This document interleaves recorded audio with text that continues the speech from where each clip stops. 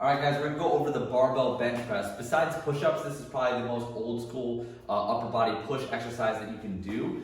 So there's a couple of cues that you might not have heard before if you've ever done these. So first thing we're going to go over is what your shoulders should be doing through the entire movement.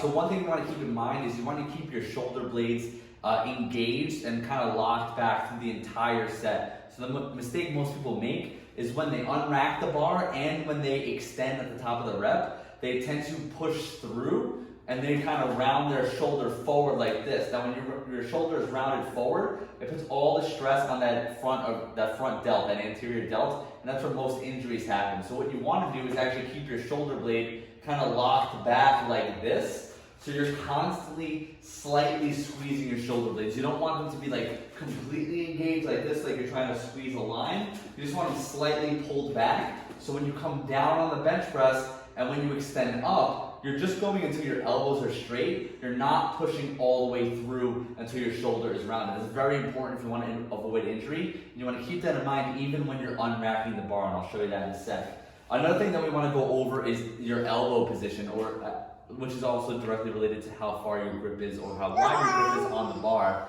That's just my son in the background making noise. All right, so the goal is to have your hands about shoulder width or slightly more apart. You want your forearms to form a 90-degree angle at the bottom of the rep. So what that means is you don't want your arms all the way out here, because if you were to pull it downward, you can see your arms on a slightly odd angle. It puts a lot of stress on the shoulder. So you want that arm pulled into a 90-degree angle so that your forearms are completely vertical when you're at the bottom of the rep. So if I was horizontal right now, my forearm would be completely vertical, facing towards the ceiling, not off to the side and not tilted in towards me. Again, very important if you're trying to avoid injury. And then the last thing we're going to go over before I actually demo rep is what your lower body is doing. Very important part of the movement. Most people don't focus on their lower body. So one of the cues I always give my clients is that before you even unrack the bar, you want to start digging your feet into the ground. Your feet should be directly underneath your knees, and you should be clenching your butt cheeks. I know that sounds really weird, but you should be clenching your butt cheeks for the entire set. And every time the bar touches your chest, that's your cue to push your feet through the floor and extend the elbows all the way up. Just to go through a couple of reps.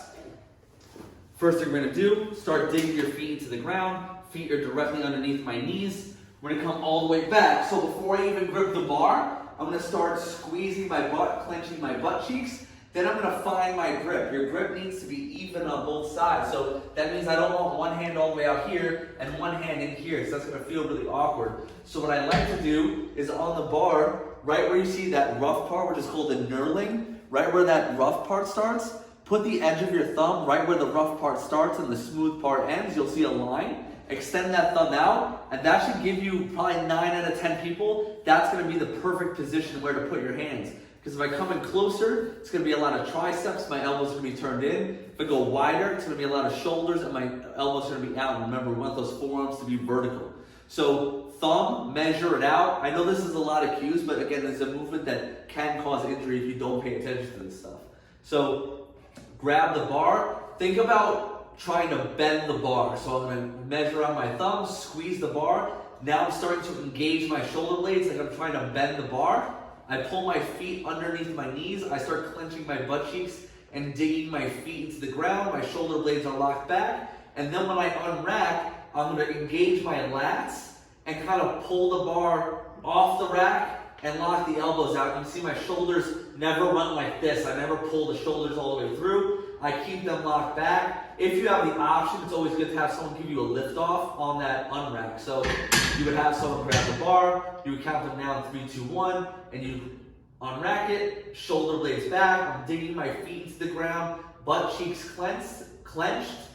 Inhale, think about pulling the bar and bending the bar all the way down, shoulder blades squeezed. Exhale, right until the elbows are straight. Again, I'm not pushing all the way through like this.